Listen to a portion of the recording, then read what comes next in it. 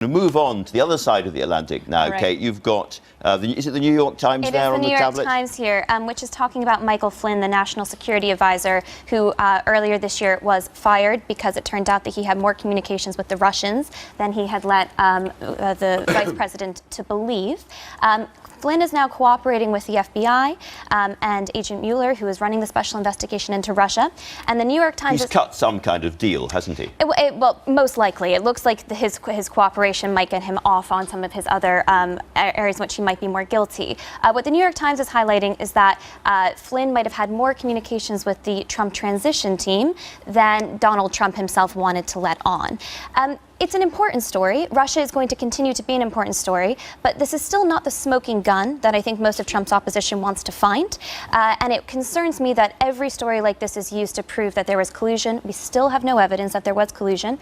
Who knows what will happen? We might find it. So stay calm on this story. Follow the details. Stay calm. And if you are actually frustrated with Donald Trump, going after him on Russia, I think, is the wrong angle. Go after his policy proposals. Look for other candidates that might be able to challenge him on the left and the right. Well, let's do that then, because he's coming to this country, we read this morning, in February. Yeah, I mean, apparently he's going to be here in February. There is, down in Battersea on the South Bank, a huge new American embassy that's being built. It's nearing completion. So the story is that he comes to London in February to open that and perhaps go to 10 Downing Street. Not a full state visit, but a working visit. And Can I ask you something about this? Because we've had these, I would say, actually disgraceful tweets from him this week, retweeting Britain First, which is a fascist, racist organisation. He retweeted Free Britain. OK, let's just get this right, shall we? There are 43.6 million people that follow Donald Trump. Donald Trump follows 45 people. One of those is Ann Coulter, right-wing American commentator. Yeah. She retweeted these videos.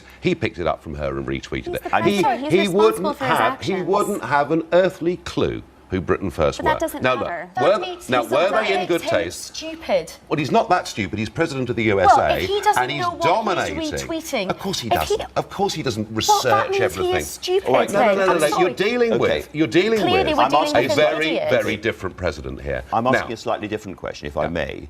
Was that not a disgraceful thing to do? Those tweets, were they not themselves disgraceful? They're stirring up hatred between people in this country. They're fake news. They should not have been retweeted by the President of the United States. Was the story about ISIS throwing people off buildings fake news? No, it wasn't. It was true.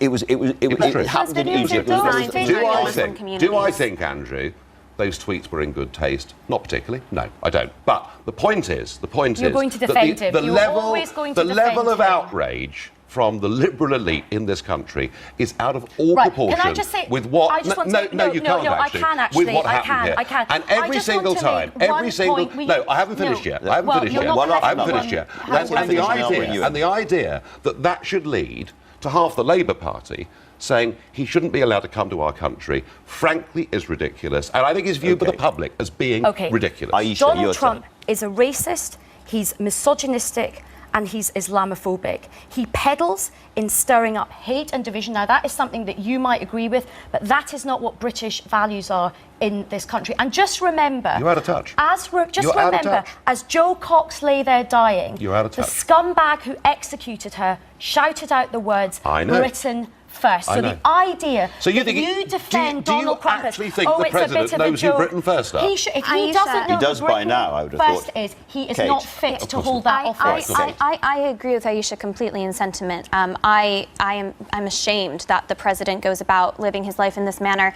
And we've seen it for a long time. He was attacking Mexicans as rapists and murderers before he was even elected. So this is nothing new, and it's deeply frustrating. We have to live in reality, and politicians can't sever ties with Donald Trump. I think a working visit is in order. I also don't think that people should be banned from coming to the UK because of unsavory views that they hold, as unsavory as they may be. But I think we, the public, have every right to protest this. I mean, I slightly disagree. That is the right thing to do. You said that Aisha was out of touch. When you see what happened in Charlottesville, for instance, and all those people making fascist salutes, and you hear some of the things being said from the Trump administration and that Steve Bannon thinks, do you not think perhaps you are getting too close to a dark kind of politics? Do you know something? I think I believe I've done more than anybody in this country to stop the rise of the far right in Britain. I did it by taking away those people who were going out and voting BNP and holding their nose. So when it comes to dealing with the far right, I've got a very good track record. Of course, I would condemn. Of course, I would condemn the extremists in Charlottesville, but the extremists on both sides, and it's very important that we don't get stuck. Nigel, look,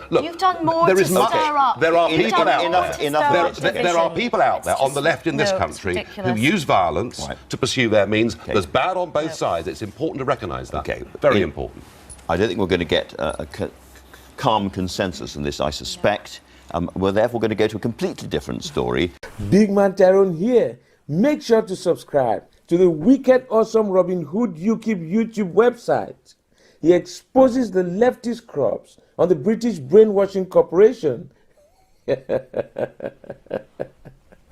Nice.